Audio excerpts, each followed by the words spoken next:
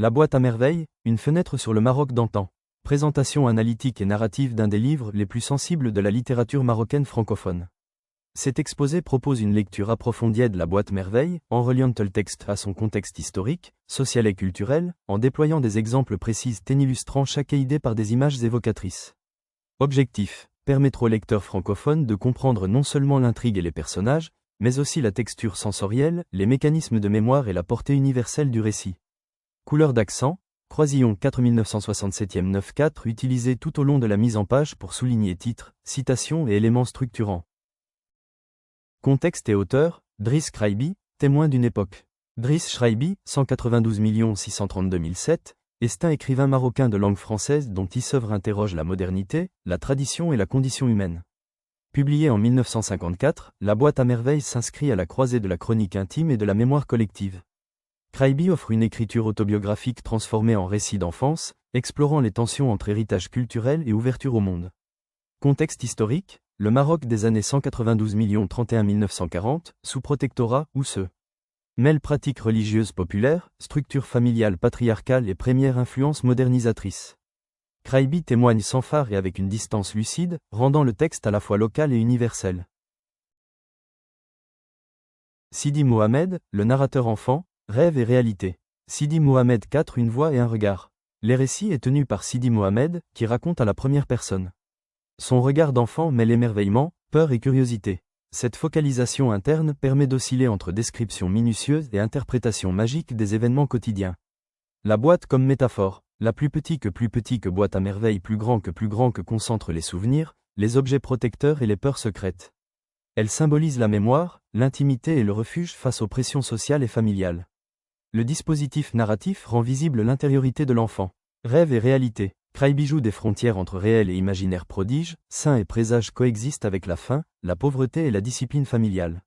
Le lecteur comprend comment l'enfance façonne la perception du monde. Exemple analytique, une scène récurrente où le narrateur interprète une dispute d'adulte comme une punition surnaturelle. 4 lectures.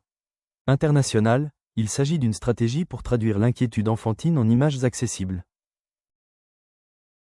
Le foyer et la communauté, la maison, les voisins, le quartier. La maison est décrite comme un organisme vivant 4 espaces clos, hiérarchisés, côtelés de rituels. Elle est à la fois protectrice et source d'oppression. Mère, grand-mère et oncle tracent des règles, mais créent aussi des tensions. L'espace domestique structure l'expérience morale et sensorielle du narrateur. La communauté, le quartier, la médina, est un réseau d'interdépendance. Voisins, marchands, msides, écoles, et notables. Les échanges 4 commérages, aide, rituel 4 montrent une société organisée par solidarité locale et hiérarchie sociale. Cette toile sociale nourrit la parole du narrateur. Notion clé, l'espace communautaire fonctionne comme une scène où se jouent les normes 4 prestiges, honte, réputation 4 et où l'enfant apprend à lire les signes sociaux. Les personnages clés, Lala Zoubida, Rama, Zineb, le FQIH. Chaque figure occupe une place symbolique et narrative. Lala Zoubida, matrone charismatique, parfois cruelle, incarnation de l'autorité familiale. Rama, présence maternelle alternative, vecteur d'affection et d'empathie. Zineb, amie ou figure féminine qui révèle les codes sociaux réservés aux filles. Le FQIH, autorité religieuse locale, mêlant savoir, rituel et contrôle moral. Analyse. Ces personnages ne sont pas de simples silhouettes. Ils permettent d'explorer rapports de pouvoir, solidarité et conflits intérieurs du narrateur. Leur complexité donne au roman sa densité psychologique. Tradition et croyances, le msid, les saints, la magie. Le msid, les msides, école coranique élémentaire, forment la première socialisation religieuse. Il enseigne la discipline, la mémoire des textes et les codes de respect. C'est un lieu d'apprentissage formel et informel, où se tissent relations et obéissance. Les saints et la baraka. La croyance en la baraka, bénédiction, et le recours aux saints rythment le quotidien offrande, visite de derviches, trésor protecteur. Ces pratiques mêlent spiritualité et pragmatisme face à l'incertitude. Magie populaire et superstition. Sorts, talismans et présages expliquent les coïncidences et les malheurs.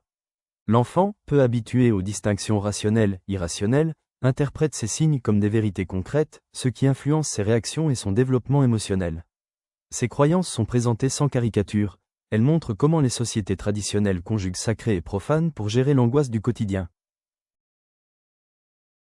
Les moments forts, sécheresse, dispute, maladie. La sécheresse est un révélateur social. Elle met à nu vulnérabilités économiques, tensions entre générations et rivalités pour la survie. Dans le récit, elle structure des scènes symboliques de privation et d'entraide. Les disputes, les conflits domestiques exposent règles morales et enjeux de pouvoir. Les disputes enseignent à Sidi Mohamed les limites du langage et le coût émotionnel des transgressions. La maladie. La maladie met en scène la précarité sanitaire et le mélange de soins religieux, remèdes populaires et médecine rudimentaire. Elle pousse les personnages à révéler leurs ressources morales et leur capacité d'abnégation. Lecture synthétique, ces événements servent de point d'ancrage dramatique et didactique, catalysant le passage de l'innocence à la conscience. Thème majeur, l'enfance, la solitude, la mémoire, le changement. Enfance. Le livre interroge l'origine des affects et la formation d'une identité à travers le prisme de l'enfance. 4 curiosités, vulnérabilité et résilience. Changement, modernisation, contact avec l'Europe et mutation sociale sont en filigrane. 4. Le roman capte le frémissement d'une société entre conservatisme et transformation. Solitude. La solitude affective, parfois choisie, témoigne d'un isolement intérieur que le narrateur protège par la mémoire et l'imaginaire. Mémoire. L'écriture mémoire transforme les objets et récits en archipels de signes. La boîte elle-même est un instrument mémoriel contre l'oubli. Ces thèmes se tissent pour offrir une lecture plurielle. La boîte à merveilles est à la fois chronique culturelle et méditation universelle sur le passage du temps. Style et langue, la poésie du quotidien, le mélange des voix. Style narratif, Craigie utilise une langue simple mais dense, où l'oralité et le lyrisme se rencontrent. Les descriptions sensorielles, odeurs, textures, sons, composent une poétique du quotidien. Le mélange des registres 4 ironie, tendresse, gravité 4 crée une polyphonie qui rend le récit vivant. Voix multiples, alternance entre la voix enfantine et des insertions de voix adultes. Ou collectives, les digressions, proverbes et maximes enrichissent le texte et permettent de sauvegarder la mémoire culturelle. Extraits analysés, métaphores récurrentes, boîte, clé, porte, structure symbolique du récit. Répétition et anaphore, créent un effet de rituel et d'incantation, registration lexicale, termes religieux, commerciaux et domestiques confèrent authenticité et précision ethnographique. Plus qu'Oumui Inor, Leis le Picaste, Four le nommeur, Arlaser le Mamta Lomi le Nombel, de Free Kunsteli al Packer, le de Doguille, c'est Nevrin pas eu faune non ousion four lus manust, l'eau le forin. Remarque méthodologique, l'analyse stylistique doit toujours considérer la traduction et l'édition, car le français de Craigie est marqué par des tournures héritées de l'arabe dialectal. Pourquoi lire La boîte à merveilles aujourd'hui ? Comprendre le passé pour décrypter le présent. Le roman offre une clé pour comprendre les mutations sociales contemporaines au Maroc et dans d'autres sociétés en transition. Identité, mémoire et modernité restent des questions actuelles. Valeurs littéraires et humaines. S'œuvre de grande sensibilité, le livre mêle observation sociale et finesse psychologique. Il demeure une référence pour l'étude de l'enfance, de la mémoire et des pratiques culturelles. Ressources pédagogiques. Utile une classe des littératures et sciences sociales, propose des séquences d'analyse, d'extraits à étudier et des pistes d'interprétation pour travaux dirigés. Expérience émotionnelle. Lecture in-time et émouvante qui touche par son humanité. La boîte fonctionne comme un moteur d'empathie, rappelant la force des récits de vie. Pour conclure, La boîte à merveilles est un livre à multiples lectures 4 historiques, sociologiques, esthétiques 4 qui continue d'éclairer nos débats sur mémoire, identité et transmission. Sa richesse narrative et stylistique en fait une œuvre essentielle à découvrir. Cette histoire d'Ahmed Al-Safrioui est une biographie qui nous parle des traditions marocaines et de la vie sociale. Merci pour votre temps.